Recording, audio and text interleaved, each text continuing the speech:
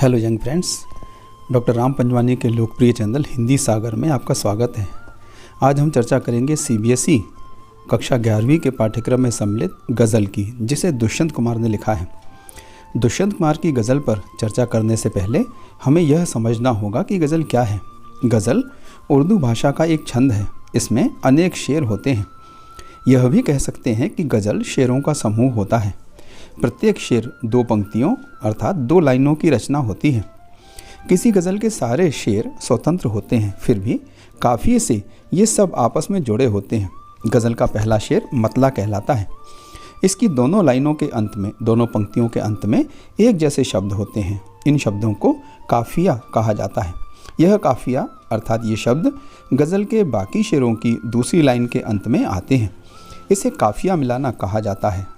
यह पूरी गज़ल को यानी गज़ल के शेरों को आपस में जोड़े रखता है, जैसे कोई धागा एक माला के सारे मोतियों को आपस में पिरोए रखता है। गज़ल के अंतिम शेर में यदि शायर अपना नाम दे देता है तो इस शेर को मक्ता कहा जाता है। सभी गज़लों में मक्ता हो यह अनिवार्य नहीं है। जैसे इस गज़ल के अंतिम शेर में भी दुष्यंत कुमार ने अपने नाम का प्रयोग नहीं किया है, अर्थात इस गज़ल में मक्ता नहीं है। अब हम चर्चा करेंगे दुष्यंत कुमार की इस गज़ल की। गज़ल का प्रथम शेर है यानी मतला है।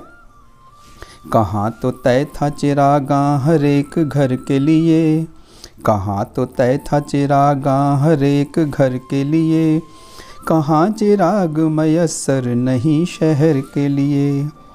इस शेर में चिराग शब्द को अच्छी शासन व्यवस्था, रोजगार, शिक्षा, सुरक्षा और अच्छी नागरिक सुविधाओं के प्रतीक के रूप में प्रयोग किया गया है। कवि दुष्यंत कुमार इस शेर में कहते हैं कि आज़ादी मिलने के बाद यह निश्चित किया गया था कि देश के प्रत्येक नागरिक को सभी आवश्यक सुविधाएं प्राप्त होंगी, जैसे रोजगार, अच्छी शिक्षा, समाज में सुरक्षा, देश में अच्छी सड़कें होंगी, अस्पताल होंगी, यानी देश का प्रत्येक नागरिक खुशहाल होगा। लेकिन ऐसा हुआ नहीं। आज़ादी के अनेक वर्षों के बाद भी देश के सभी नागरिकों को आवश्यक सुविधाएं नहीं मिल पा रही हैं। कहीं कहीं तो पूरा शहर इन सुविधाओं से वंचित है। पूरे शहर में अंधेरा है, लोग बेरोजगार हैं, भूखे हैं, अशिक्षित हैं, अर्थात जो सपने देखे थे वे पूरे नहीं हुए। कवि का मन दुखी है, परेशान है। उसने इस शेर में अपनी निराशा और अपना आक्रोश व्यक्त किया है। इस गज़ल का दूसरा शेर इस प्रकार से है। यहाँ दरख्तों के साए में धूप लगती है, यहाँ दरख्तों के साए में धूप लगती है, चलो यहाँ से चलें और उम्र भर के लिए। दरख्त उर्दू का शब्द है जिसका अर्थ है पेड़। कवि कहता है यहाँ पेड़ों की छाया में भी धूप लगती है, जबकि पेड़ों के नीचे तो छाया होनी चाहिए, शीतलता और सुकून होना चाहिए। फिर भी कवि को पेड़ के नीचे धूप लग रही है। कवि ने ऐसा क्यों कहा है? कवि ने पेड़ को देश की शासन व्यवस्था के प्रतीक के रूप में प्रयोग किया है। कवि के कहने का आशय यह है कि देश की व्यवस्था ठीक से कार्य नहीं कर रही है। जहाँ पर जो सुविधाएं मिलने चाहिए वह नहीं मिल रही हैं। जैसे सरकारी अस्पतालों में गरीबों का इलाज होना चाहिए पर ठीक से इलाज नहीं होता है। थानों में सुरक्षा मिलनी चाहिए परंतु नहीं मिलती है। अदालतों में न्याय मिलना चाहिए, लेकिन क्या मिलता है? तारीख पे तारीख, तारीख पे तारीख। सरकारी योजनाओं का लाभ ज़रूरतमंदों को नहीं मिलता है, अपितु सारा धन भ्रष्टाचार की भेंट चढ़ जाता है। कहने का तात्पर्य यह है कि जहाँ पर जो कुछ होना चाहिए वहाँ वह नहीं मिलता है, नहीं होता है। साए में धूप लगती है, यही कवि की जो गज़ल संग्रह है उसका शीर्षक भी है। कवि कहता है ऐसी सड़ी गली शासन व्यवस्था को हमेशा के लिए बदल देना चाहिए और ऐसी व्यवस्था कायम करनी चाहिए जो ठीक से कार्य कर सके, जनता के हित में कार्य करे। साए में धूप में विरोधाभास अलंकार है। गज़ल का तीसरा शेर है। न हो कमीज तो पाँवों से पेट ढक लेंगे, न हो कमीज तो पाँवों से पेट ढक लेंगे, ये लोग कितने मुनासिब हैं इस सफ़र के लिए। कवि दुष्यंत कुमार ने इस शेर में आम आदमी के जीवन के संघर्षों का वर्णन किया है, किंतु इस शेर के 2 अर्थ निकलते हैं। अगर इसके पूर्ववर्ती अर्थात गज़ल के दूसरे शेर से संबद्ध करके देखेंगे तो इसका यह अर्थ निकलता है कि जो लोग समाज में बदलाव लाना चाहते हैं, समाज को बदलना चाहते हैं, वे सुविधाओं की परवाह नहीं करते हैं। अगर उन्हें आवश्यक सुविधाएं नहीं मिलती हैं तो भी वे समाज और व्यवस्था में बदलाव के लिए निरंतर प्रयास करते रहते हैं।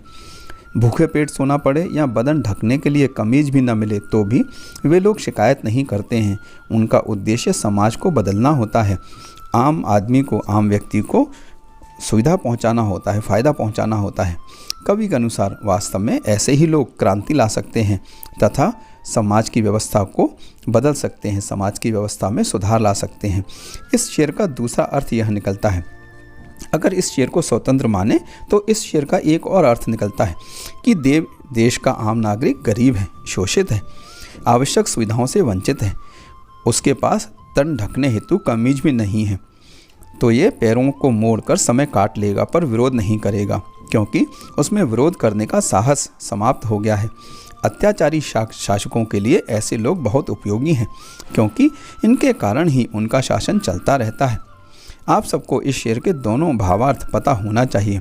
चलिए अगला शेर पढ़ते हैं। कवि कहता है, खुदा नहीं न सही आदमी का ख्वाब सही, खुदा नहीं न सही आदमी का ख्वाब सही, कोई हसीन नजारा तो है नज़र के लिए।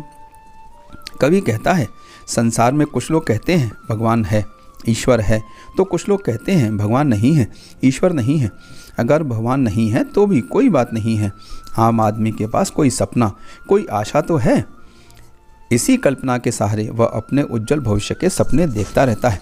उसका जीवन कट जाता है तो प्रश्न उठता है कि क्या सपने देखते हुए जीवन काटना सही है?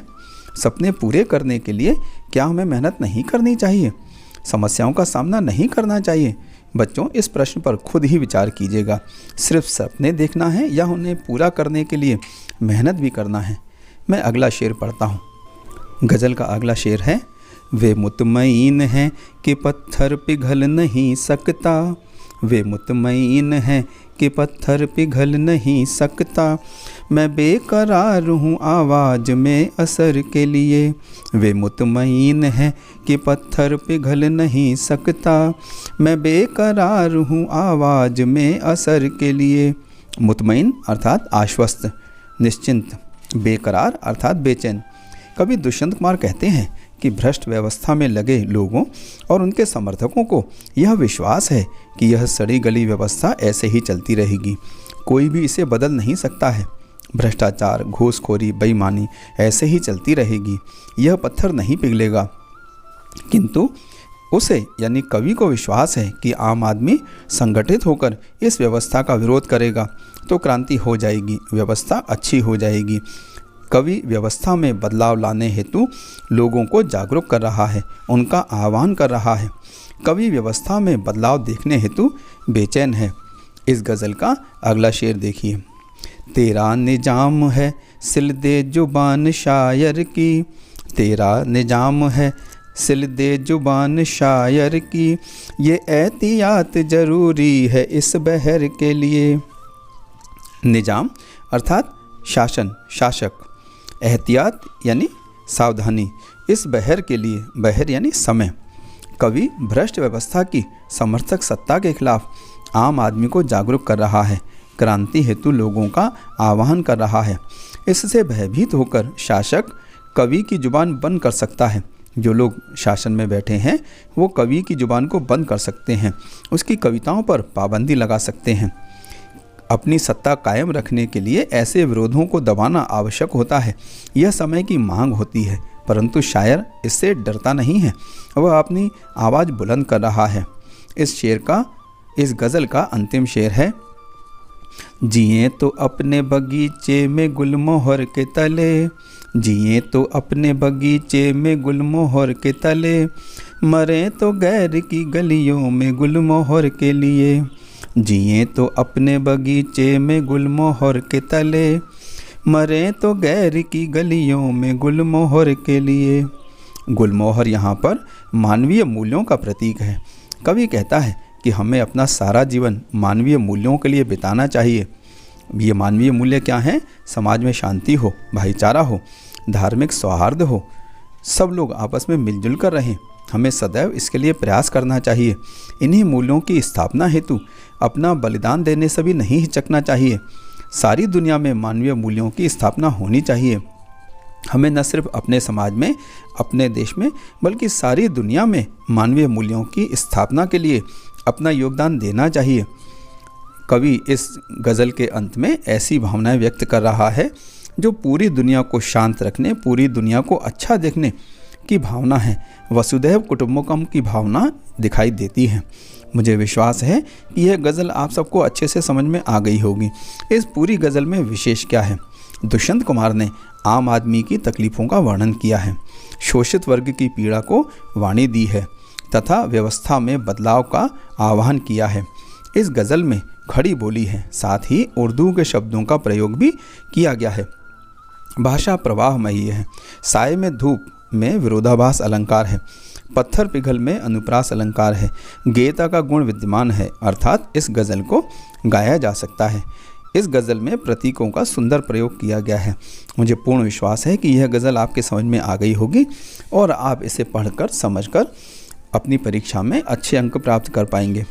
और हाँ यंग फ्रेंड्स, मेरे चैनल को लाइक, शेयर और सब्सक्राइब ज़रूर कीजिएगा। ऐसा करने से आपको मेरे नए वीडियो मिल जाएंगे।